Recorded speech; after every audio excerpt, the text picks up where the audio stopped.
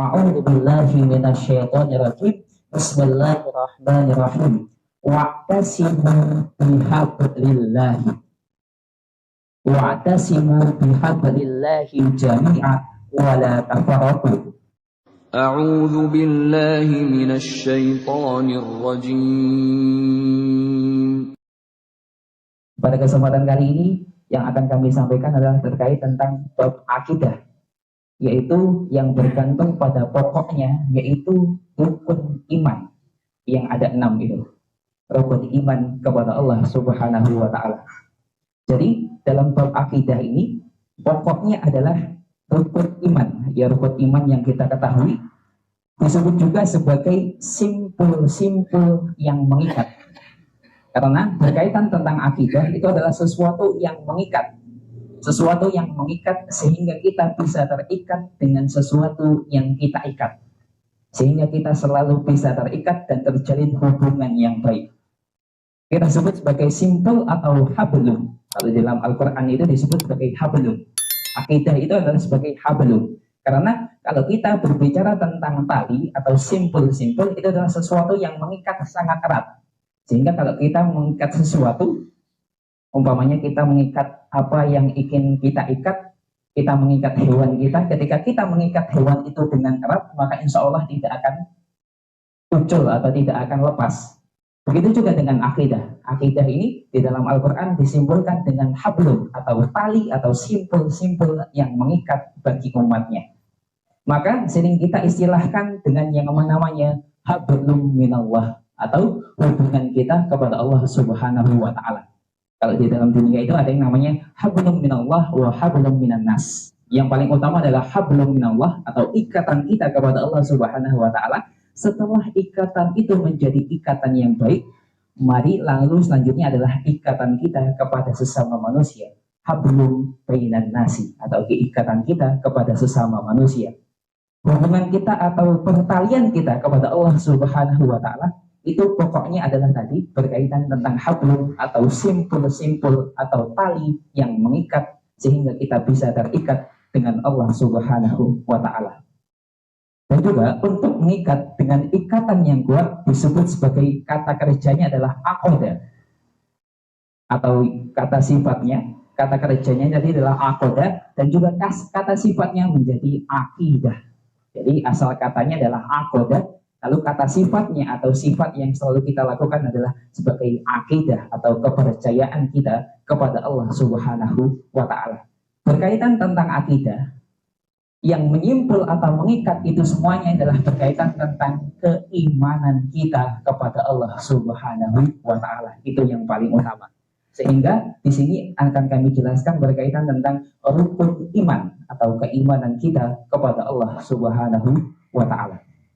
Jadi simpul ini atau tali-tali keimanan ini harus diikat dengan ikatan yang sangat erat.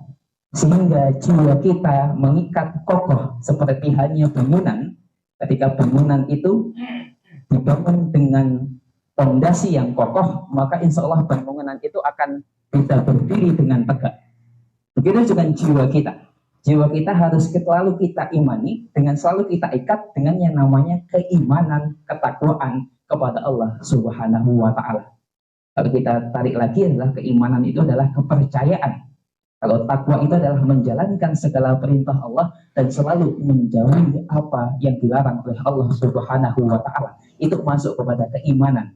Keimanan yang mengikat di jiwa kita sehingga jiwa kita selalu terikat kepada Allah Subhanahu wa Ta'ala. Jadi ketika manusia itu, ketika mereka mempunyai keimanan yang baik, pasti mereka akan menganggap bahwasannya Allah ini selalu mengawasi saya. Allah ini selalu mengawasi hambanya. Sehingga apa yang dia kerjakan selalu merasa diawasi dan diingatkan oleh Allah Subhanahu wa Ta'ala. Makanya akan terjalin suatu hubungan yang baik antara manusia yang mempunyai jiwa yang baik tadi kepada Allah Subhanahu wa Ta'ala sebagai pemilik manusia yang telah menciptakan manusia yang diutus untuk beribadah kepada Allah Subhanahu wa Ta'ala. Wa ma khalaqtul jinna wal insa illa liya'budun. Tidaklah aku menciptakan jin dan manusia kecuali untuk beribadah dan beriman kepada Allah Subhanahu wa Ta'ala. Sebagaimana dijelaskan dalam Al-Quran, kata hablun itu dijelaskan dalam surat Ali Imran ayat 103. A'udzu billahi minasyaitonir rajim. Bismillahirrahmanirrahim. Wa'tasimu bihablillahi wa'tasimu bihablillahi jami'a wa la tafarraqu, yang artinya dan berpegang teguhlah kepada tali Allah Subhanahu wa Ta'ala. Wa'tasimu bihablillahi jami'an, dan berpegang teguhlah kepada tali Allah Subhanahu wa Ta'ala. Apa yang membuat kita bisa terhubung kepada Allah, yaitu salah satunya adalah dengan membaca Al-Quran. Karena di dalam Al-Quran ini terdapat firman-firman Allah yang telah disampaikan kepada Nabi Muhammad lewat Nabi Muhammad perantara dari Jibril untuk disampaikan kepada umatnya. Disitulah firman-firman Allah sebagai tali atau simpul-simpul ketika kita membaca Al-Quran itu, ketika kita mengimani Al-Quran itu dengan baik, maka akan menjadi simpul yang baik, akan menjadi ikatan yang baik, sehingga manusia itu bisa mempunyai hubungan yang baik kepada Allah Subhanahu wa Ta'ala. Dan hasilnya ketika manusia itu mempunyai hubungan yang baik kepada Allah Subhanahu wa Ta'ala, akan mempunyai hubungan yang baik kepada sesama manusia.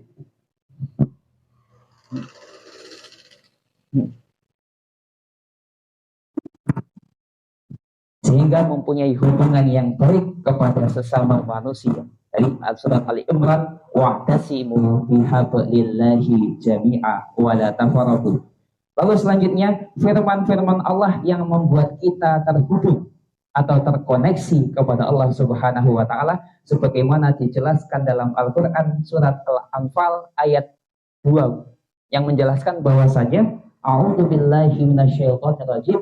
Bismillahirrahmanirrahim. Ketika ayat-ayat Al-Quran itu dibacakan, maka akan terguncanglah hati seorang hamba.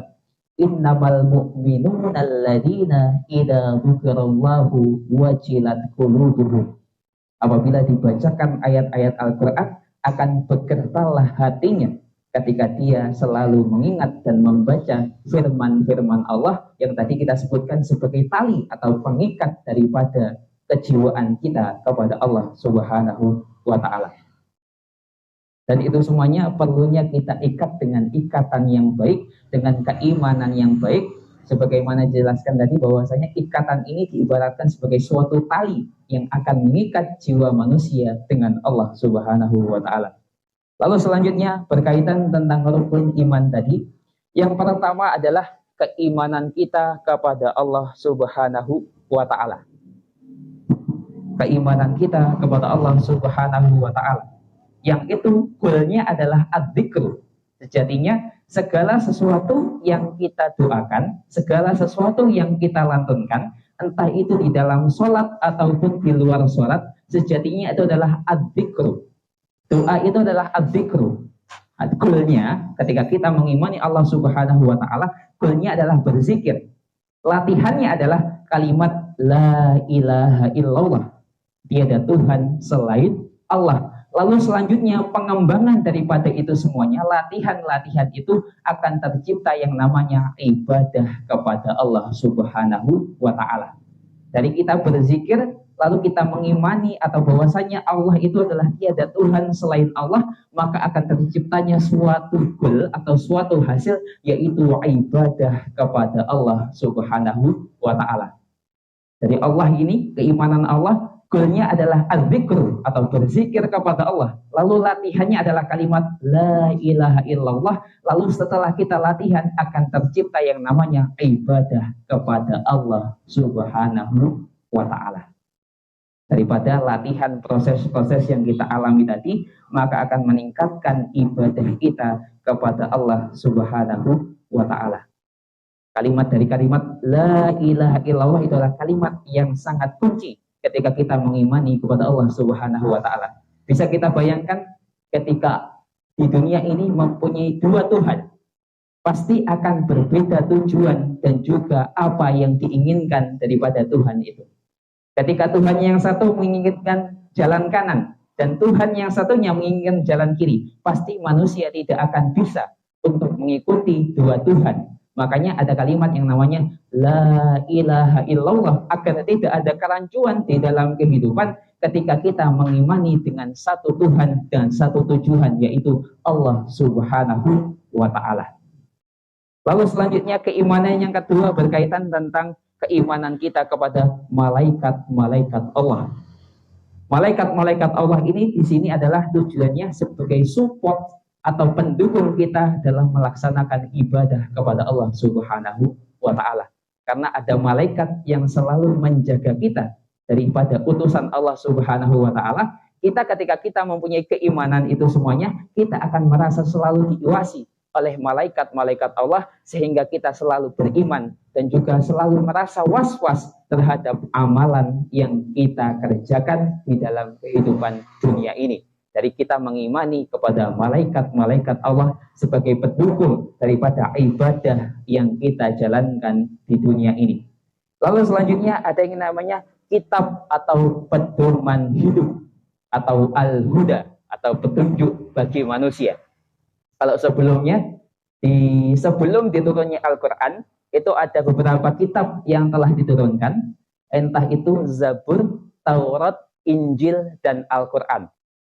Semuanya ini adalah wahyu Allah Subhanahu wa Ta'ala daripada bab keimanan atau terhadap bab kitab-kitab Allah Subhanahu wa Ta'ala. Itu semuanya adalah wahyu Allah, akan tetapi kitab yang paling sempurna, kitab yang paling lengkap, kitab yang paling valid itu hanyalah Al-Quran. Makanya Nabi Muhammad ini adalah Nabi yang paling istimewa karena mempunyai mukjizat, yaitu kitab Al-Quran yang diturunkan kepada Nabi Muhammad sehingga dapat disampaikan kepada umatnya. Karena di dalam Al-Quran ini banyak sekali penjelasan-penjelasan yang sangat valid, yang sangat pasti. Apabila kita mengikutinya dengan baik, maka kita akan menjadi hamba-hamba Allah yang sangat beruntung ketika di dunia maupun di akhirat nanti. Ibaratnya kalau kita ingin berjalan kepada suatu tempat, pasti ketika kita ingin pergi ke suatu tempat, ketika kita mempunyai peta atau ketika kita mempunyai pedoman, pasti kita akan merasa selalu tenang. Karena kita mempunyai peta atau kita mempunyai tujuan yang akan tidak menyesatkan kita. Begitu juga dengan Al-Quran. Ketika Al-Quran ini kita percaya sebagai pedoman kita, menjadi pedoman kehidupan manusia, maka manusia itu akan selalu bahagia dan tidak was-was terhadap apa yang dia akan tuju. Yaitu sebagai huda atau petunjuk bagi manusia. Lalu selanjutnya, keimanan kita yang keempat adalah keimanan kita kepada Rasul Allah atau utusan Allah. Rasul Allah ini tujuannya adalah sebagai penjelas dan juga teladan bagi seluruh umat manusia. Kalau kita ketahui, Rasul Allah yang telah diturunkan di bumi ini, ada yang namanya Nabi Muhammad SAW, ada juga Nabi Saleh, ada juga Nabi Hud, ada juga Nabi Nuh, yang itu menjadi Rasul Allah yang tujuannya, yang tugasnya untuk menyampaikan risalah yang baik dari Allah Subhanahu wa Ta'ala agar umat itu bisa tercerahkan dengan apa yang menjadi petunjuk dari Allah Subhanahu wa Ta'ala. Daripada dalil-dalil itu akan terjadi suatu yang namanya hadis. Lalu setelah kita mengerjakannya, itu disebut sebagai sunnah Nabi Muhammad Sallallahu Alaihi Wasallam sebagai pedoman kita untuk menjalani kehidupan ini di dunia ini. Lalu yang kelima adalah keimanan kita kepada yaumul akhir atau puncak kehidupan manusia. Bahwasanya kalau kita mengetahui ada yang namanya silsilah kehidupan manusia itu ternyata sangat panjang sekali. Silsilah kehidupan manusia itu ternyata sangat panjang sekali. Yaitu diawali dengan yang namanya yaumul ruh atau manusia itu ketika dilahirkan di dunia. Lalu selanjutnya ada yang namanya hari kelahiran bagi manusia itu sendiri. Lalu selanjutnya ada yang namanya hari kehidupan atau kehidupan manusia di dunia. Itu yang namanya kehidupan manusia setelah dilahirkan Ada alam ruh yang pertama, lalu yang kedua ada alam kandungan. Kalau kita melihat silsilah daripada manusia itu sendiri, perjalanan kehidupan manusia, lalu ada yang namanya kehidupan alam dunia. Ini pada step yang ketiga. Kehidupan alam dunia ini adalah kehidupan yang sekarang ini kita rasakan. Ini setelah kita berada kepada alam ruh, lalu alam kelahiran, lalu selanjutnya alam dunia. Dan sekarang ini kita berada kepada step yang ketiga, yaitu alam dunia. Dan setelah alam dunia ada yang namanya alam kubur. Manusia ketika mati nanti akan dikubur di dalam kuburan. Lalu selanjutnya setelah alam kubur itu ada yang namanya hari kehancuran alam semesta, ini ada disebut sebagai hari kiamat. Jadi setelah manusia mati, nanti ada yang namanya hari kiamat atau hari kehancuran seluruh alam semesta ini. Lalu setelah hari kehancuran ada yang namanya hari kebangkitan. Setelah semuanya musnah, manusia akan dibangkitkan semuanya dari kuburannya, semuanya akan dibangkitkan di padang mahsyar dan semuanya akan dikumpulkan. Mereka semuanya akan tidak menggunakan apapun dalam sama sekali ketika dibangkitkan nanti, akan tetapi mereka tidak akan memikirkan orang lain, tapi mereka pasti hanya memikirkan dirinya sendiri. Amal ibadah apa yang sudah saya bawa atau sudah saya bawa sebagai bekal saya ketika berada di akhirat nanti. Itu yang mereka pikirkan. Lalu selanjutnya setelah alam kebangkitan ada yang namanya padang mahsyar. Setelah semuanya dibangkitkan, manusia dikumpulkan di yang namanya padang mahsyar. Tempat yang sangat luas sekali, semuanya manusia dikumpulkan di situ tanpa menggunakan sehelai pakaian apapun, akan tetapi semuanya pasti tidak akan memikirkan orang yang lainnya, akan tetapi pasti memikirkan dirinya masing-masing terhadap amal ibadah yang telah mereka lakukan ketika hidup di dunia, ketika berada pada step yang ketiga tadi. Lalu selanjutnya adalah setelah padang mahsyar ada yang namanya syafaat. Syafaat Nabi Muhammad SAW atau syafaat juga dari Allah Subhanahu wa Ta'ala. Lalu selanjutnya setelah syafaat ada yang namanya yaumul hisab. Nanti semua manusia akan dihisab sesuai dengan amal ibadah yang telah dia lakukan ketika di dunia. Lalu setelah ada yang namanya yaumul hisab, ada yang namanya pencerahan amal atau penyerahan amal perbuatan atau penyerahan rapot. Jadi di akhirat nanti juga ada yang namanya penyerahan rapot bagi setiap manusia ketika menjalankan amal ibadah di dunia. Apakah saya sini sudah mempunyai rapot yang baik atau belum? Atau saya ini sudah mempunyai suatu amalan yang baik, atau mungkin saya masih kurang sekali dengan amal ibadah kepada Allah Subhanahu wa Ta'ala. Lalu selanjutnya setelah penyerahan rapot itu ada yang namanya mizan atau pertimbangan daripada manusia itu sendiri. Semuanya manusia akan ditimbang, akan dipertanggungjawabkan amal ibadahnya dari raport yang telah disampaikan lagi. Lalu selanjutnya ada yang namanya telaga, atau itu disebut sebagai suatu telaga ketika manusia minum itu tidak akan haus selama-lamanya. Lalu ada yang namanya setelah telaga itu ada yang namanya syirat, yaitu jembatan yang kecilnya sehelai rambut. Di situ manusia nanti akan ada yang lewat seperti hanya kilat. Dia akan berjalan seperti halnya kilat apabila amal ibadahnya sangat baik kepada Allah Subhanahu wa Ta'ala. Ada juga ketika lewat syirat itu, jembatan itu, mereka akan berjalan sedikit demi sedikit sehingga sampai kepada surga. Ada juga yang lari ketika melewati jembatan itu. Ada juga yang mungkin merangkak ketika lewat jembatan itu dan sampai surga. Ada juga yang mungkin merangkak, akan tetapi ketika berada di tengah jalan dia jatuh dan juga masuk kepada neraka Allah Subhanahu wa Ta'ala. Nanti itu semuanya tergantung sebagaimana amal ibadah yang dikerjakan oleh manusia itu sendiri. Kalau kita tarik ulur dari ini semuanya, perjalanan hidup manusia ini yang menentukan itu semuanya tadi, daripada yaumul syafaat tadi, yaumul hisab tadi, mizan tadi, padang mahsyar tadi, semuanya yang menentukan adalah ketika manusia itu hidup di dunia. Dan ini masih kepada step yang ketiga. Jadi step yang ketiga ini menentukan kehidupan manusia setelah step-step selanjutnya yang masih amat sangat panjang ketika kita berada di hari akhir nanti.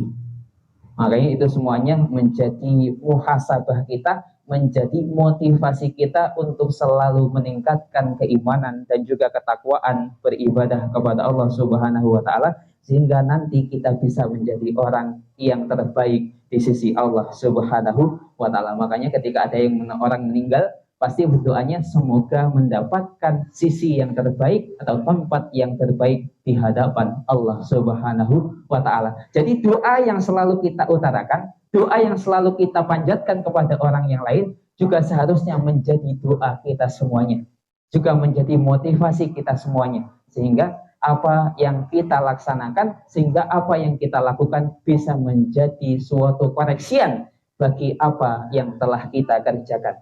Kalau kita mengingat mati, itu tujuannya adalah untuk mengingat kembali apakah tujuan saya sudah sesuai dengan jalannya atau belum. Apakah tujuan saya sudah sesuai dengan syariat-syariat yang disyariatkan oleh Allah Subhanahu wa Ta'ala atau malah sebaiknya. Makanya setiap ibadah itu ada yang namanya tujuannya masing-masing. Kalau sholat itu adalah innas sholata tanha 'anil fahsya'i wal munkar. Sejatinya sholat itu adalah mencegah daripada hal keji dan mungkar. Apabila ketika kita melaksanakan sholat, akan tetapi manusia itu masih menjalankan hal yang keji dan mungkar, kemungkinan masih ada yang salah di dalam sholatnya.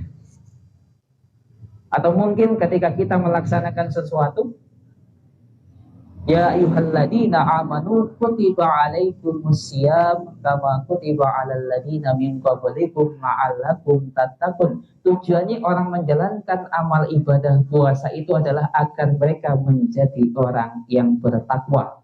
Akan tetapi ketika manusia itu ketika di akhir yaumul Ramadan kok dia belum bertakwa, kemungkinan masih ada yang salah di dalam puasanya, di dalam menjalankan puasa kepada Allah Subhanahu wa Ta'ala. Dari ibadah yang kita kerjakan ini masing-masing mempunyai tujuannya dan juga kapasitasnya masing-masing. Lantas apakah kita sudah mencapai tujuan itu dengan baik atau belum? Itu semuanya menjadi muhasabah kita atau menjadi koreksian kita masing-masing sebagai makhluk Allah Subhanahu wa Ta'ala. Dan yaumul akhir ini menjadi pembuka kehidupan yang abadi. Ya, kalau kehidupan dunia ini adalah kehidupan yang sementara, ketika di akhir nanti adalah membuka kehidupan yang abadi. Kita abadi hidup di akhirat dan kita abadi hidup selama-lamanya. Dan itu semua yang menentukan adalah ketika kita hidup di dunia. Lalu selanjutnya keimanan yang keenam adalah berkaitan tentang qada dan qadar. Kalau qada itu dalam bahasanya, dalam terjemahan bahasanya atau lughatannya, itu adalah berkaitan tentang hukum dan menghukumi. Jadi dalam penjelasannya, dalam penjelasan istilahannya adalah suatu keputusan atau suatu hukuman yang telah dihukumi oleh Allah Subhanahu wa Ta'ala atau telah diputuskan oleh Allah Subhanahu wa Ta'ala. Itu disebut sebagai qada. Jadi qada itu adalah sesuatu keputusan yang telah diputuskan oleh Allah dan manusia tidak bisa merubahnya. Salah satu contohnya adalah ketika planet ini sudah beredar kepada porosnya. Itu sudah ditentukan dan sudah dihukumi oleh Allah Subhanahu wa Ta'ala. Dan juga contohnya adalah ketika bulan mengintari yang namanya bumi. Dan juga bumi mengintari yang namanya matahari. Itu semuanya sebagai qada Allah. Atau sesuatu yang telah dihukumi dan manusia tidak bisa mengubahnya. Contoh yang lain adalah ketika manusia itu diciptakan antara laki-laki dan perempuan. Ketika diciptakan antara laki-laki dan perempuan, manusia tidak bisa untuk mengubah itu semuanya. Karena semuanya sudah ditakdirkan atau diputuskan oleh Allah Subhanahu wa Ta'ala. Manusia ini lahir di dunia menjadi laki-laki atau perempuan. Dan ketika sudah lahir, entah itu dia menjadi laki-laki atau perempuan, manusia tidak bisa mengubahnya. Itu yang dinamakan qada Allah Subhanahu wa Ta'ala. Lalu ada yang namanya qadar. Qada dan qadar. Kalau qadar ini adalah suatu keputusan dari Allah Subhanahu wa Ta'ala yang sifatnya belum final. Suatu keputusan yang mungkin sudah diputuskan oleh Allah Subhanahu wa Ta'ala, namun sifatnya belum final di hadapan Allah Subhanahu wa Ta'ala, dan manusia bisa mengubahnya dengan yang namanya usaha, ikhtiar, dan doa. Kenapa manusia kok mempunyai yang namanya dibolehkan oleh Allah untuk menjalankan usaha, ikhtiar, dan doa? Karena ada qada Allah, ada qadar Allah yang bisa diubah oleh manusia itu sendiri. Karena daripada keputusan Allah, keputusan itu belum final sepenuhnya. Sehingga manusia mempunyai kesempatan untuk menjadi lebih baik dengan mengubah itu semuanya dengan usaha, doa, dan ikhtiar. Salah satu contohnya adalah ketika kita berkaitan tentang qadar adalah ketika manusia itu ada yang kaya dan ada yang miskin. Nah, manusia itu bisa mengubah itu semuanya. Status hidup di dunia ini bisa menjadi kaya atau bisa menjadi miskin. Dan manusia bisa untuk mengubah itu semuanya dengan usaha, doa, dan ikhtiar. Lalu selanjutnya ada yang pintar dan juga ada yang bodoh. Nah, manusia ini bisa mengubah itu semuanya. Ketika dia ingin pintar, maka dia akan belajar sungguh-sungguh. Bisa menjadi lebih baik lagi, berakhlakul karimah. Itu semuanya bisa menjadi orang yang pintar. Lalu selanjutnya status kehidupan-kehidupan yang lain yang mungkin dapat dia kerjakan atau bisa dapat dia lakukan. Atau contoh yang lain adalah mempunyai akhlak yang baik atau mempunyai akhlak yang buruk. Itu semuanya manusia bisa mengubahnya dengan yang namanya doa, usaha, dan ikhtiar kepada Allah Subhanahu wa Ta'ala. Jadi ketika kita mengusahakan yang mana ikhtiar itu perlu yang namanya usaha yang perlu kita kerjakan dan juga kita imani kepada Allah Subhanahu wa Ta'ala. Salah satu contohnya berkaitan tentang apa yang kita inginkan dengan niat yang baik itu semuanya akan dibalas oleh Allah Subhanahu wa Ta'ala. Itu yang berkaitan tentang qada dan qadar. Lalu berkaitan tentang qada dan qadar, ada juga penjelasan berkaitan tentang ketika kita berbicara tentang qadar Allah Subhanahu wa Ta'ala atau sesuatu yang diputuskan oleh Allah akan tetapi belum dalam keadaan final atau manusia bisa mengubahnya dengan usaha, ikhtiar, dan doa yang selalu mereka panjatkan. Jadi suatu pertanyaan adalah kenapa umat Nabi Muhammad itu tidak langsung dihisab atau diazab seperti hanya umat-umat terdahulu. Maka ternyata jawabannya adalah ternyata umatnya Nabi Muhammad ini mempunyai keistimewaan yang lebih. Karena dia mempunyai Nabi yang paling istimewa. Ketika Nabi itu diturunkan dengan yang namanya Al-Quran sebagai mukjizat yang paling mulia atau mukjizat yang paling agung yang sampai saat ini bisa dirasakan oleh seluruh umat manusia. Kalau kita ketahui kenapa kok umat-umat Nabi terdahulu itu ketika menjalankan suatu kemaksiatan langsung diazab oleh Allah Subhanahu wa Ta'ala. Akan tetapi sejatinya apa yang mereka lakukan, apa yang mereka kerjakan itu adalah sama yang kita kerjakan saat ini. Akan tetapi kenapa kok Nabi Muhammad ini, umatnya Nabi Muhammad mempunyai suatu kesempatan untuk bertaubat kepada Allah sehingga ketika mereka melakukan suatu kemaksiatan tidak langsung diazab oleh Allah Subhanahu wa Ta'ala. Daripada azab-azab umat terdahulu, kami akan menyampaikannya ada beberapa hal peristiwa, 5 peristiwa berkaitan tentang azab-azab umat terdahulu yang bisa menjadi pembelajaran kita. Yang pertama adalah azabnya Nabi Nuh. Azabnya kaumnya Nabi Nuh alaihi salam. Allah Subhanahu wa Ta'ala telah berfirman dalam Al-Quran surat Al-Ankabut ayat 14 yang artinya, yang bunyinya walaqad arsalna nuhan ila qaumihi falabisa fihim alfasanah ila khamsina aman fa akhadahum tufanu wa hum zalimun. Yang artinya, dan sungguh telah kami mengutus Nabi Nuh dan kaumnya kepada kaumnya, maka dia tinggal bersama mereka selama 1000 tahun kurang 50 tahun. Kemudian mereka dilanda banjir besar, sedangkan mereka orang-orang yang zalim. Dan salah satu ketika Nabi Nuh alaihissalam menyampaikan seruannya, dakwahnya kepada umatnya yang pada waktu itu terjerat dalam kemaksiatan yang amat dahsyat, akan tetapi umatnya tidak menghiraukan dakwah daripada Nabi Nuh alaihissalam. Lalu selanjutnya umatnya menantang kepada Nabi Nuh, coba tunjukkan apa hukuman atau apa azab yang akan kita dapatkan ketika saya tidak mengimani kepada Allah Subhanahu wa Ta'ala. Dan pada waktu itu juga Allah menurunkan air bah yang amat sangat besar sehingga meluluh lantahkan semuanya. Sehingga yang tersisa hanya umatnya Nabi Nuh yang berada di dalam kapal. Di situ ada hewan dan lain sebagainya. Ada manusia yang hidup di sana yang mereka beriman kepada Allah Subhanahu wa Ta'ala. Makanya kalau hewan di situ semuanya selamat, karena sejatinya hewan juga berzikir kepada Allah Subhanahu wa Ta'ala. Akan tetapi berzikirnya hewan itu dengan cara yang lain, tidak dengan cara yang sama dengan manusia.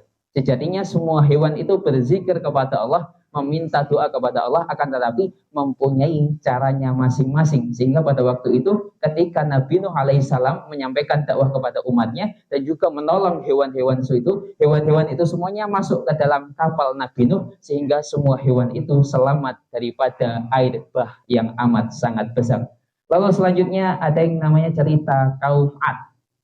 Kaum Ad ini adalah salah satu keturunan daripada Nabi Nuh alaihissalam.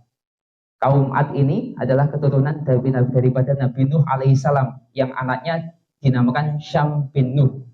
Lalu yang namanya keturunannya adalah Ad, sehingga disebut sebagai kaum Ad, dan anaknya sebagai Syam bin Nuh.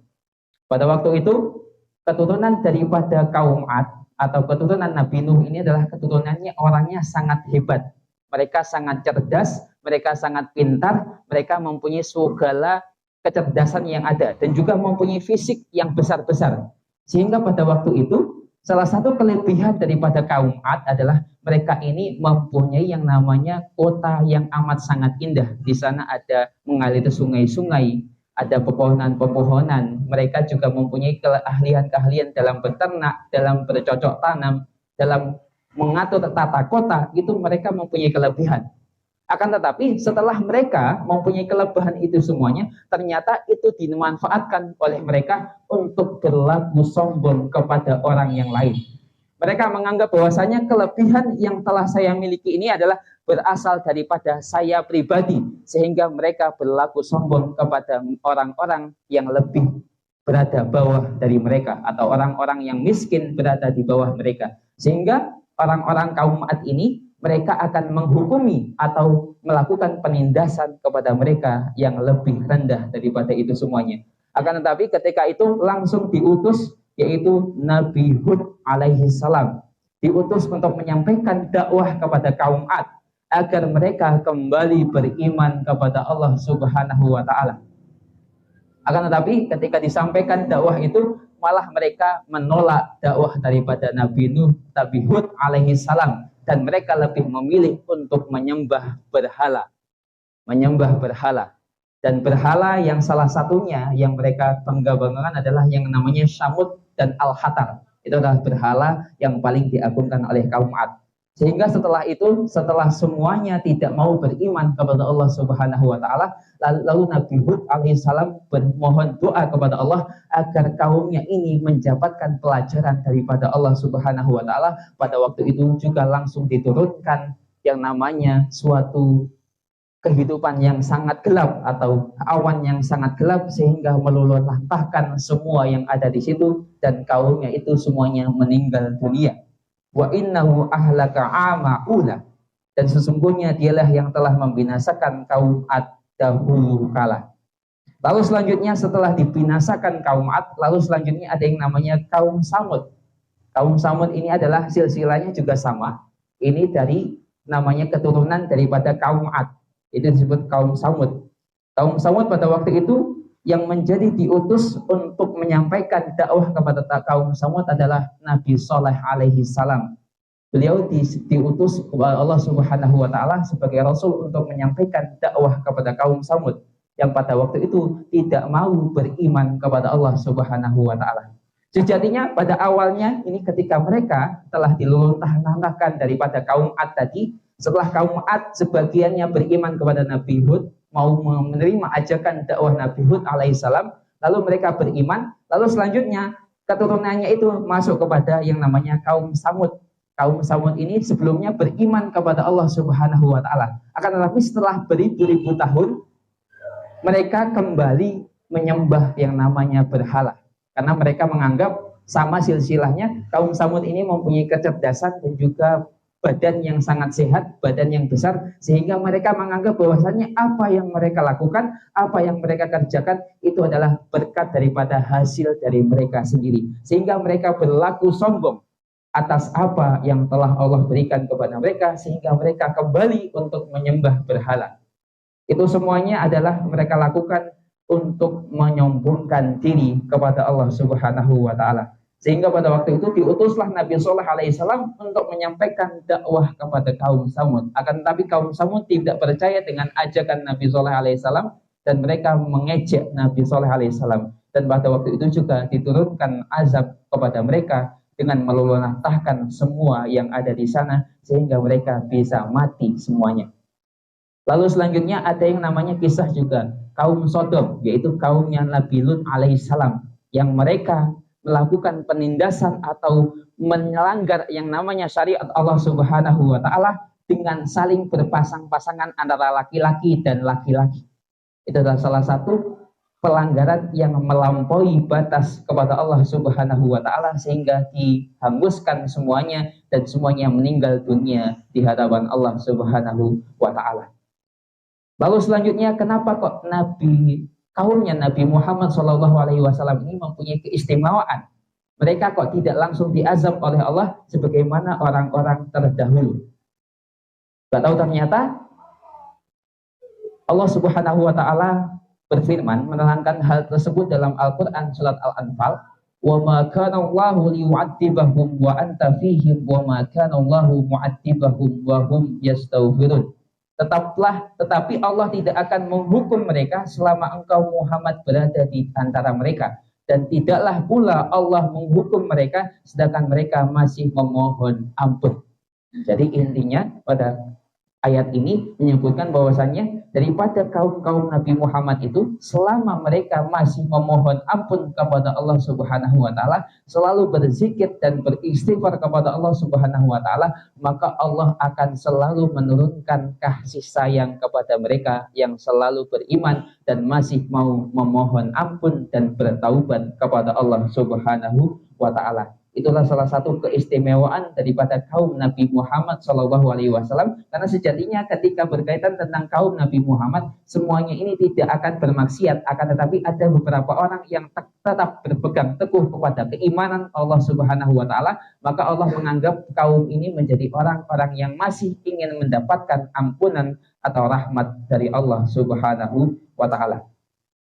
Dan juga dijelaskan dalam suatu ayat di dalam Al-Quran surat Al-Qasas ayat 43, "Walaqad ataina Musal kitaba min ba'di ma ahlakna al-quruna al-ula basaira lin-nas wa huda wa rahmatan la'allahum yatadakkarun." Yang artinya, dan sungguh telah kami berikan kepada Musa kitab Taurat setelah kami binasakan umat-umat terdahulu untuk menjadi pelita bagi manusia dan petunjuk serta rahmat agar mereka mendapatkan pelajaran.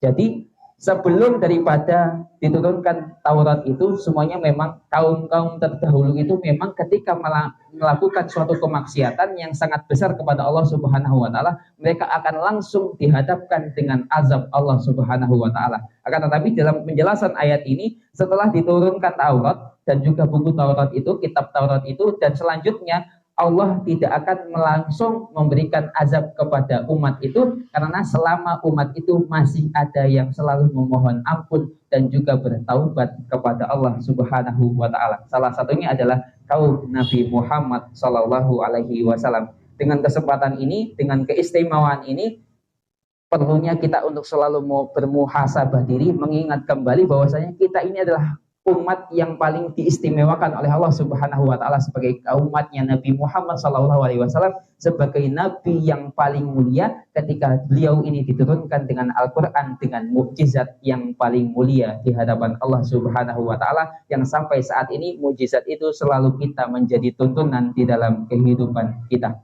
Jadi itu semuanya itu adalah termasuk daripada qada dan qadar Allah.